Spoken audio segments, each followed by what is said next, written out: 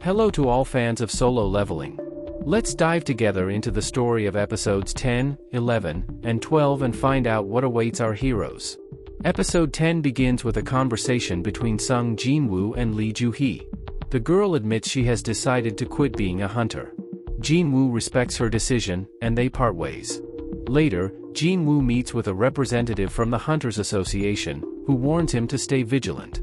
He mentions that enemies might seek revenge for Jin-Woo's actions and advises him to leave the country with his family for safety. Meanwhile, Yoo Jin-ho organizes a meeting with Jin-Woo, bringing along a group of people for a dungeon raid. However, Jin-Woo insists that they all stay outside while he and Jin-ho venture inside. The two successfully clear the dungeon, leaving the onlookers astonished.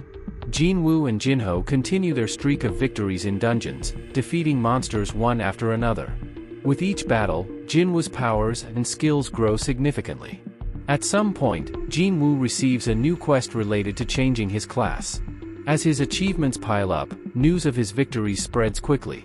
In the White Tiger Guild, suspicions arise that Jin-Woo has undergone a second awakening. On Sangmin, a representative of the guild, meets with Jin-Woo to offer him a spot in their ranks. However, Jin-Woo states that Eugene Construction has made him a better offer. He also realizes that they have been studying him and demands that this information be kept confidential. Episode 11 begins with Sung Jin-Woo reflecting on the quest to change his class. He doesn't fully understand the task but realizes it will be challenging. Nevertheless, Jin-Woo accepts the quest, believing it will make him even stronger. After accepting the quest, he enters the gates leading to a new dungeon. The system provides him with hints and rules for completing the mission. His first opponent is a monster in heavy armor. The fight is tough, but Jin-Woo manages to defeat it. However, right after that, he is attacked by an entire group of similar monsters, making the situation even more dangerous. Meanwhile, Yoo Jin-ho spends time with his family, discussing future plans. During their conversation, Jin-ho receives a warning about potential threats. Back in the dungeon, Jin-Woo continues to face powerful adversaries. During one of his battles, he tries to equip the loot he has acquired, but to his surprise, it turns invisible. Despite this, Jin-Woo presses forward and enters another set of gates, leading to a grand throne room. The atmosphere feels eerily familiar to Jin-Woo, as if he has experienced this place before. In the throne room, he encounters an exceptionally dangerous enemy, the blood-red Commander Knight, Igris. The fight is incredibly difficult, with Igris showcasing tremendous power and speed. Every moment of the battle pushes Jin-Woo to his limits, but he refuses to give up. Meanwhile, the Hunters Association is dealing with its own intrigues. The leaders discuss critical matters and decide to dispatch a team to Jeju Island to handle an important mission. Back in the dungeon, Jin-Woo manages to defeat Igris through sheer strength and determination. For his victory, he is rewarded with 4 valuable items. However, his trials are far from over. Suddenly, a new wave of enemies appears, overwhelming Jin-Woo with their numbers. The ensuing battle is brutal, demanding everything Jin-Woo has to offer. The episode kicks off with a brutal and intense battle as Sung Jin-Woo faces off against a large group of armored knights in the dungeon. The sheer number of opponents is overwhelming, and despite his strength, Jin-Woo quickly realizes the odds are stacked against him. The knights keep coming, their attacks relentless and powerful. As the fight drags on, Jin-Woo starts to feel the weight of exhaustion and doubt creeping in. In the midst of the chaos, voices from his past echo in his mind, urging him to surrender and reminding him of his earlier weakness. These words prey on his fears, shaking his resolve. But even in the face of overwhelming pressure, Jin-Woo refuses to give in. He knows he cannot quit. However, the battle seems unwinnable, and with no way to escape or hide, Jin-Woo prepares himself for the worst.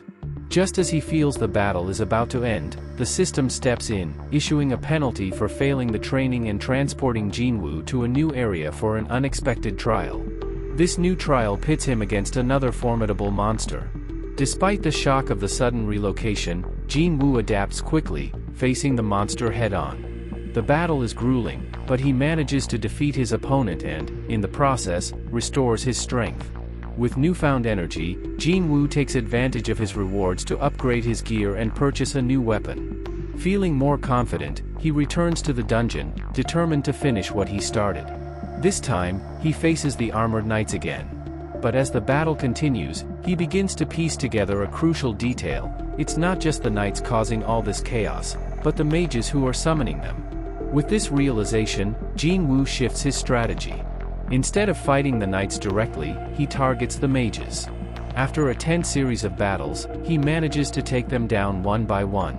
As soon as the last mage falls, all of the knights also collapse, and the battle finally ends.